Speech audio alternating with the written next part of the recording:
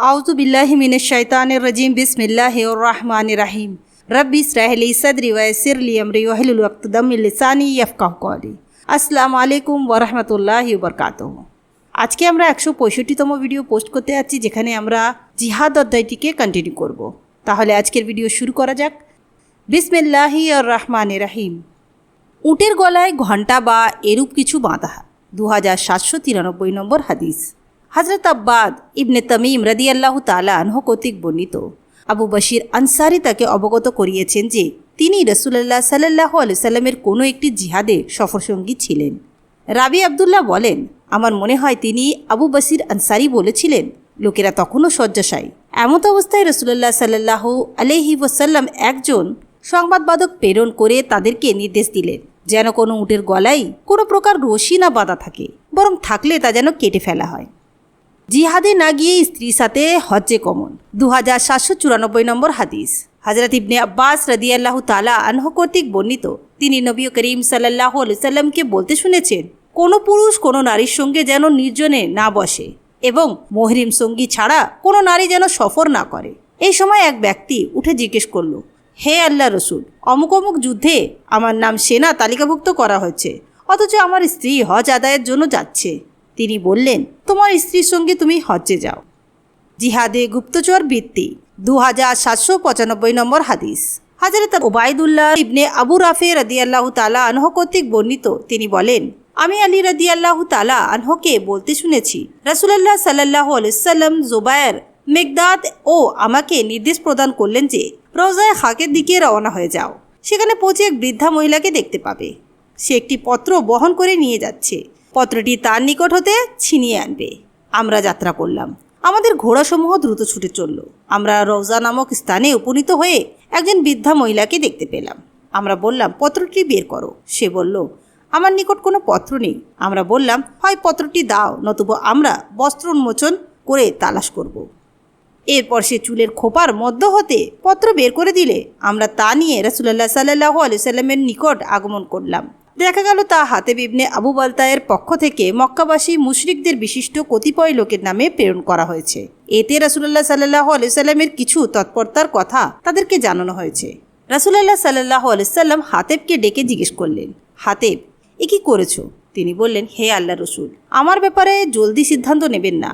প্রকৃত ব্যাপার হলো, কোরাইশ বলে আমার পরিচয় থাকলেও বংশগতভাবে আমি কোরাইশ নয়। আমাদের সাথে যারা হিজরত করেছেন, মক্কায় তাদের অনেক আত্মীয় স্বজন আছে। তাদের মাধ্যমে তারা তাদের পরিবার পরিজন এবং অত সম্পদ হেফাজত করে থাকে।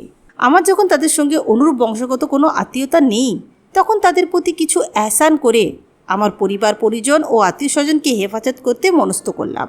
যা শুনে রাসূলুল্লাহ সাল্লাল্লাহু আলাইহি সাল্লাম বলেছেন, সে সত্যই বলেছে। তখন উমর রাদিয়াল্লাহু তাআলা আনহু বললেন, হে আল্লাহ রসুল, আমাকে অনুমতি দিন, আমি এই মুনাফিকের গর্দান উড়িয়ে দেই। তিনি বললেন, সে তো বদর যুদ্ধে অংশগ্রহণ করেছে। তুমি জানো না?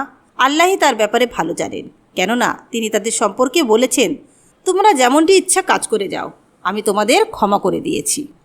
2796 নম্বর হাদিস।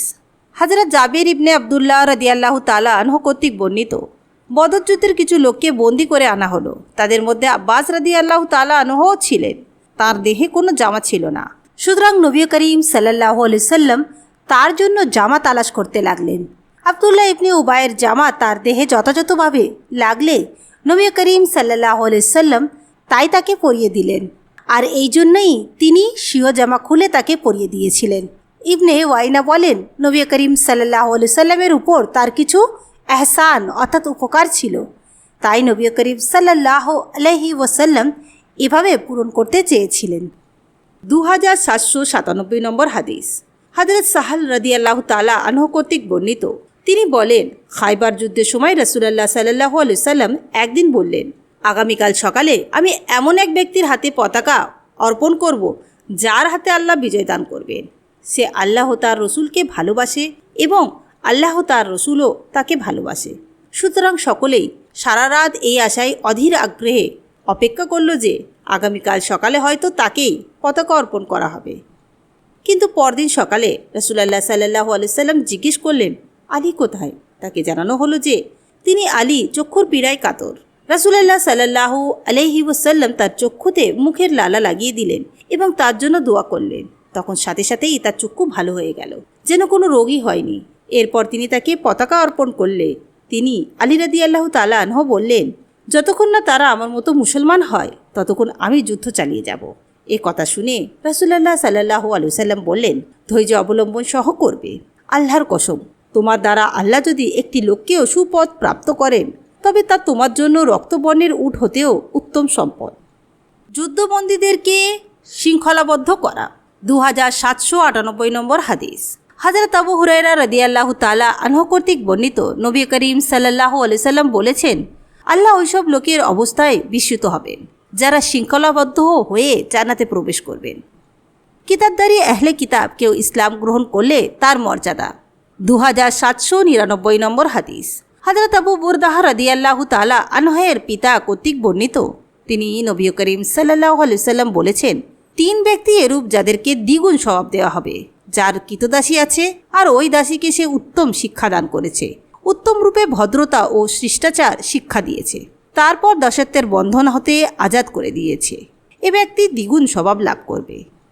আহলে কিতাবদের মধ্য হতে কোনো ইমানদার ব্যক্তি যে পরে নবী করিম সাল্লাল্লাহু আলাইহি সাল্লামের প্রতিও ঈমান এনেছে, সে ব্যক্তিও দ্বিগুণ সওয়াব লাভ করবে।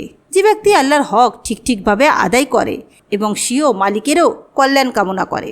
সাবি এই হাদিসটি বর্ণনা করার পর বললেন, আমি তোমার কাছ থেকে কিছু না পেয়েও হাদিসটি তোমাকে শোনালাম। অথচ লোকেরা এর চেয়েও ছোট হাদিস শোনার জন্য মদিনা পর্যন্ত গমন করত। শত্রু এলাকার উপর নৈশ হামলা চালালে ঘুমন্ত শিশু কিশোর নিহত হওয়া। 2800 নম্বর হাদিস। হযরত সাব ইবনে জমজমা রাদিয়াল্লাহু তাআলা আনহু কর্তৃক বর্ণিত, আবুয়া অথবা উদ্যান নামক স্থানে নবী করিম সাল্লাল্লাহু আলাইহি সাল্লাম আমার নিকট দিয়ে চলে গেলেন। এই সময় তাকে জিজ্ঞেস করা হলো যে, রাত কাটানোর স্থানেই মুশরিকদের উপর নৈশ আক্রমণ পরিচালিত হলে এবং তাতে নারী ও শিশুরা আহত ও নিহত হলে তাতে আপনার অভিমত কি? তিনি বললেন, তারাও তো তাদেরই লোক। রাবি বলেন, আমি তাকে আরও বলতে শুনেছি, একমাত্র আল্লাহ ও তার রসুল ছাড়া কারোর জন্য কোনো নিষিদ্ধ বা সংরক্ষিত এলাকা এক্ষেত্রে থাকতে পারে না। 2801 নম্বর হাদিস। হযরত নাফি রাদিয়াল্লাহু তাআলা আনহু কর্তৃক বর্ণিত, আব্দুল্লাহ তাকে জানিয়েছেন যে নবী করিম সাল্লাল্লাহু আলাইহি সাল্লামের কোনো একটি যুদ্ধে একজন মহিলাকে নিহত অবস্থায় পাওয়া গেলে তিনি যুদ্ধে শিশু ও মহিলা হত্যায় ঘৃণা ও অনিচ্ছা প্রকাশ করলেন। যুদ্ধে শিশু নারীদেরকে হত্যা করা নিষেধ। 2802 নম্বর হাদিস। হযরত ইবনে উমর রাদিয়াল্লাহু তাআলা আনহু কর্তৃক বর্ণিত, তিনি বলেন, রাসূলুল্লাহ সাল্লাল্লাহু আলাইহি সাল্লামের কোনো একটি যুদ্ধে একজন নারীকে নিহত অবস্থায় পাওয়া গেলে তিনি যুদ্ধে নারী ও শিশুদেরকে হত্যা করতে নিষেধ করে দিলেন। 2803 নম্বর হাদিস। হযরত আবু হুরায়রা রাদিয়াল্লাহু তাআলা আনহু কর্তৃক বর্ণিত, তিনি বলেন, রাসূলুল্লাহ সাল্লাল্লাহু আলাইহি ওয়াসাল্লাম আমাদেরকে একটি সেনাদলের সাথে যাওয়ার নির্দেশ দিলেন এবং বললেন, অমুক এবং অমুককে পেলে আগুনে পুড়িয়ে হত্যা করবে। পরে আমাদের যাত্রাকালে ছাড়া তিনি আবার বললেন, আমি অমুক এবং অমুককে অগ্নিদ্ধ করে মারতে নির্দেশ দিয়েছি, কিন্তু আল্লাহ ছাড়া আর কেউ আগুন দ্বারা শাস্তি দেওয়ার অধিকারী নয়, অতএব তাদেরকে যদি পাও এমনি হত্যা করবে। কাউকে আল্লাহর দেয়া শাস্তির অনুরূপ শাস্তি প্রদান করা। 2804 নম্বর হাদিস। হযরত আলী রাদিয়াল্লাহু তাআলা আনহু এক ব্যক্তিকে আগুনে পুড়িয়ে হত্যা করেছেন। এই সংবাদ ইবনে আব্বাস রাদিয়াল্লাহু তাআলা আনহুর নিকট পৌঁছলে তিনি বললেন, এক্ষেত্রে আলীর স্থলে আমি থাকলে তাদেরকে আগুনে পুড়িয়ে হত্যা করতাম না, কেননা রাসূলুল্লাহ সাল্লাল্লাহু আলাইহি সাল্লাম বলেছেন, আল্লাহর দেওয়া শাস্তির অনুরূপ শাস্তি কাউকে দেবে না। আমি শুধুমাত্র তাদেরকেই হত্যা করতাম যাদের সম্বন্ধে নবী করিম সাল্লাল্লাহু আলাইহি সাল্লাম বলেছেন, যে দিনকে গ্রহণ করার পর তা পরিত্যাগ করে তাকে হত্যা করো। 2805 নম্বর হাদিস। হযরত আনাস ইবনে মালিক রাদিয়াল্লাহু তাআলা আনহু কর্তৃক বর্ণিত, উকাল গোত্রের 8 জন লোকের একটি দল নবী করিম সাল্লাল্লাহু আলাইহি সাল্লামের নিকট এসে মদিনার প্রতিকূল আবহাওয়ার কথা বক্ত করে বলল, হে আল্লাহর রাসূল, আমাদেরকে এক পাল উট দিন। রাসূলুল্লাহ সাল্লাল্লাহু আলাইহি সাল্লাম বললেন, হ্যাঁ, তোমাদের জন্য এভাবে এক পাল উটের সাথে সংশ্লিষ্ট হওয়া ব্যতীত আর কোনো উপায় দেখছি না। অতঃপর তারা উটের পালের কাছে গমন করে তথায় উহাদের দুধ ও প্রসাব পান করে সুস্থ ও মোটাসোটা হয়ে গেল। পরে রাখালকে হত্যা করে উটগুলো নিয়ে পালিয়ে গেল এবং এভাবে ইসলাম গ্রহণের পর আবার কুফরি অবলম্বন করল। রাসূলুল্লাহ সাল্লাল্লাহু আলাইহি সাল্লামের নিকট এর প্রার্থী হয়ে লোক আসলে তিনি তাদের খোঁজে লোক পাঠালেন। বেলা অধিক হওয়ার পূর্বেই তাদেরকে হাজির করা হলো। রাসূলুল্লাহ সাল্লাল্লাহু আলাইহি সাল্লাম তাদেরকে হাত পা কেটে দেওয়ার আদেশ দিলেন। তারপর লৌহ শলাকাক দগ্ধ করে তাদের চোখে প্রবিষ্ট করিয়ে নির্জন প্রান্তরে ফেলে আসা হলে সেখানে তারা পিপাসায় কাতর হয়ে পানির অভাবে মৃত্যুবরণ করল। আবু কেলাবা বলেন, তারা হত্যাকাণ্ড চালিয়েছিল, চুরি করেছিল, আল্লাহ ও রসুলের বিরুদ্ধে যুদ্ধ করেছিল এবং দেশে বিপর্যয় সৃষ্টি করেছিল। 2806 নম্বর হাদিস। হযরত আবু হুরায়রা রাদিয়াল্লাহু তাআলা আনহু কর্তৃক বর্ণিত, তিনি বলেন, আমি রাসূলুল্লাহ সাল্লাল্লাহু আলাইহি সাল্লামকে বলতে শুনেছি, কোনো একজন নবীকে একটি পিপীলিকা কামড় দিলে তার আদেশে পিপীলিকার গোটা আস্তানায় আগুন লাগিয়ে জ্বালিয়ে দেওয়া হলো। এরপর আল্লাহ ওহির মাধ্যমে তাকে জানালেন যে একটি মাত্র পিপীলিকা তোমাকে কামড় দিয়েছে আর তুমি একদল পিপীলিকাকে আগুনে পুড়িয়ে মারলে যারা সর্বক্ষণ আল্লাহর তাসবিহ পাঠ করত। ঘর বাড়ি ও খেজুর বাগান জ্বালিয়ে দেয়া। 2807 নম্বর হাদিস। হযরত জারির রাদিয়াল্লাহু তাআলা আনহু কর্তৃক বর্ণিত, তিনি বলেন, আমাকে রাসূলুল্লাহ সাল্লাল্লাহু আলাইহি সাল্লাম বলেছেন, তোমরা আমাকে জুলখালাসা সম্পর্কে নিশ্চিত করছো না কেন? এটি হাসাম সম্প্রদায়ের দেব মন্দির, যা কাবাতুল ইয়ামানিয়া নামে পরিচিত ছিল। জারির বলেন, অতঃপর আমি আহমাদ সম্প্রদায়ের 150 জন সুদক্ষ ঘোড়া সওয়ার নিয়ে রওনা হলাম। তিনি জারির বলেন, আমি ঘোড়ার পৃষ্ঠে স্থির হয়ে থাকতে পারতাম না। একথা শুনে রাসূলুল্লাহ সাল্লাল্লাহু আলাইহি সাল্লাম আমার বুকের উপর সজোরে করাঘাত করলেন, যার কারণে আমি আমার বুকে তার আঙুলের চিহ্নগুলো প্রত্যক্ষ করছিলাম। তিনি দোয়া করলেন, হে আল্লাহ, তুমি তাকে স্থির করে রাখো, তাকে সৎপথ প্রদর্শক ও সৎপথ প্রাপ্ত করে দাও। অতঃপর তিনি রাবি জারির জুলখালাসা অভিমুখে ধাবিত হলেন এবং তা ভেঙে জ্বালিয়ে দিলেন। এরপর তিনি জারি রাসূলুল্লাহ সাল্লাল্লাহু আলাইহি সাল্লামের কাছে একজন লোক প্রেরণ করে তাকে সংবাদ পৌঁছলেন। সংবাদ বাহক লোকটি তার নিকট উপনীত হয়ে বলল, যিনি আপনাকে সত্য বিধান সহ পাঠিয়েছেন, সে সত্তার কসম করে বলছি, আমি এই মন্দিরটিকে ধ্বংস করে চর্মরোগ ক্রান্ত উটের ন্যায় পরিত্যাগ করে এসেছি। রাবি জারির বলেন, তিনি আহমাদ সম্মাদের অশ্বরোহী ও পদাতিক সৈন্যদের বরকতের জন্য 5 বার দোয়া করলেন। 2808 নম্বর হাদিস। হযরত ইবনে উমর রাদিয়াল্লাহু তাআলা আনহু কর্তৃক বর্ণিত, তিনি বলেন, নবী করিম সাল্লাল্লাহু আলাইহি সাল্লাম বনু নুযাইর গোত্রের খেজুর বাগান আগুন দিয়ে জ্বালিয়ে দিয়েছিলেন। ঘুমন্ত মুশরিকদের হত্যা করা। 2809 নম্বর হাদিস। হযরত বারা ইবনে আযেব রাদিয়াল্লাহু তাআলা আনহু কর্তৃক বর্ণিত, তিনি বলেন, রাসূলুল্লাহ সাল্লাল্লাহু আলাইহি সাল্লাম কয়েকজন আনসারকে আবু রাফেকে হত্যা করার জন্য প্রেরণ করলেন। তাদের একজন গিয়ে তার অর্থাৎ আবু রাফের দুর্গে ঢুকল। তিনি বর্ণনা করেছেন, আমি তাদের পশুশালায় ঢুকে পড়লাম। তারা তখন দুর্গের ফটক বন্ধ করে দিল। অতঃপর তারা তাদের একটি হারানো গাধার অনুসন্ধানে বের হলে আমিও তাদের সঙ্গে বের হলাম। ভাব দেখালাম যেন আমিও তাদের সঙ্গে তা খোঁজ করছি। গাধাটি পাওয়ার পর তারা দুর্গাবন্তরে প্রবেশ করলে আমিও রাতের আধারে তাদের সাথে সাথে ঢুকে পড়লাম। তারা এবার দরজা বন্ধ করে প্রাচীরের একটি ছিদ্রে চাবি লুকিয়ে রাখলে আমি তা দেখতে পেলাম। অতঃপর সকলে নিদ্রামগ্ন হলে আমি চাবি নিয়ে দুর্গের দরজা খুলে তার অর্থাৎ আবু রাফের নিকট গিয়ে ডাকলাম, আবু রাফে। সে সাড়া দিল। আমি শব্দ লক্ষ্য করে তাড়াতাড়ি অগ্রসর হয়ে তাকে আঘাত করলাম। সে চিৎকার করে উঠলে আমি সেখান থেকে বের হয়ে পড়লাম এবং কিছুক্ষণ পর ফিরে গেলাম যেন আমি তার আর্তচিৎকারে সাড়াদানকারী। আমি কণ্ঠস্বর বদল করে পুনরায় ডাকলাম, আবু রাফে। সে বলল, তোমার মাথার অমঙ্গল হোক, তুমি কে? আমি জিজ্ঞেস করলাম, ব্যাপার কি, তোমার কি হয়েছে? সে বলল, জানি না, কে যেন আমাকে তরবারি দিয়ে আঘাত করেছে। রাবি আনসারি বলেন, এরপর আমি তরবারখানি তার পেটের উপর রেখে তার সজোরে চাপ দিলে তার হাড় কেটে ঢুকে পড়ল।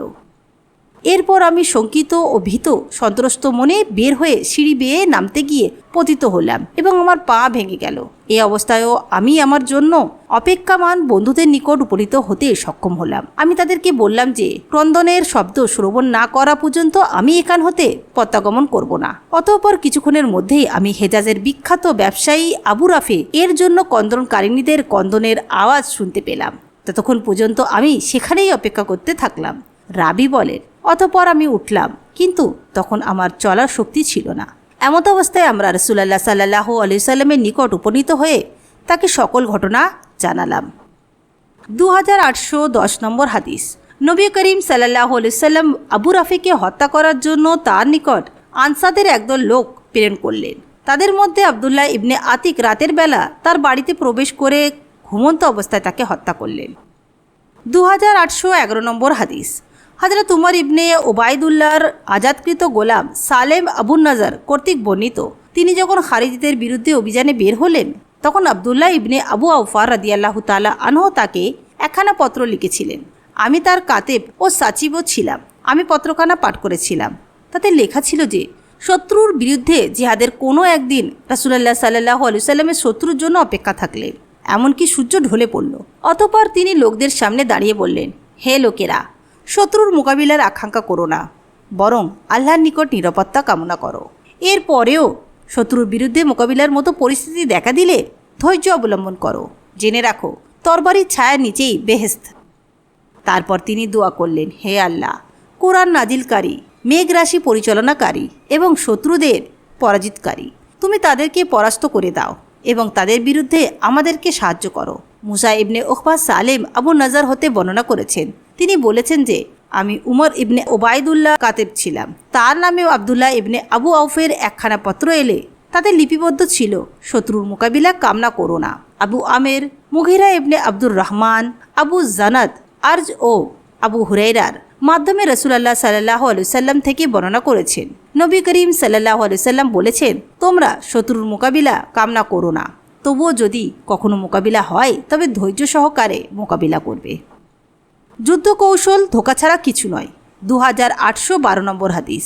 নবী করিম সাল্লাল্লাহু আলাইহি সাল্লাম বলেছেন, পারস্যাধিপতি নিঃসন্দেহে ধ্বংস হবে, অতঃপর আর কেউ কিসরা হবে না, এবং শীঘ্রই রোম সম্রাট কাইসার ধ্বংস হবে, অতঃপর আর কেউ কাইসার হবে না। এও নিশ্চিত যে তাদের ধন সম্পদ কবজাকৃত হয়ে আল্লাহর রাস্তায় বণ্টিত হবে। তিনি যুদ্ধকে চক্রান্ত, ধোঁকা ও কৌশল বলে আখ্যায়িত করেন। 2813 নম্বর হাদিস। হযরত আবু হুরায়রা রাদিয়াল্লাহু তাআলা আনহু কর্তৃক বর্ণিত, তিনি বলেন, নবী করিম সাল্লাল্লাহু আলাইহি সাল্লাম যুদ্ধকে চক্রান্ত, ধোঁকা বা রণকৌশল বলে আখ্যায়িত করেছেন। 2814 নম্বর হাদিস। হযরত জাবের ইবনে আব্দুল্লাহ রাদিয়াল্লাহু তাআলা আনহু কর্তৃক বর্ণিত, নবী করিম সাল্লাল্লাহু আলাইহি সাল্লাম বলেছেন, যুদ্ধ ধোঁকা বা রণকৌশল মাত্র। তো আজকে আমরা 165তম ভিডিও পোস্ট করলাম, যেখানে আমরা জিহাদ অধ্যায়টিকে কন্টিনিউ করছিলাম। ইনশাআল্লাহ নেক্সট ভিডিওতে আমরা এই অধ্যায়টিকে কন্টিনিউ করব। ইনশাআল্লাহ নেক্সট ভিডিওতে আপনাদের সঙ্গে আবার দেখা হবে। আসসালামু আলাইকুম ওয়া রাহমাতুল্লাহি ওয়া বারাকাতুহু।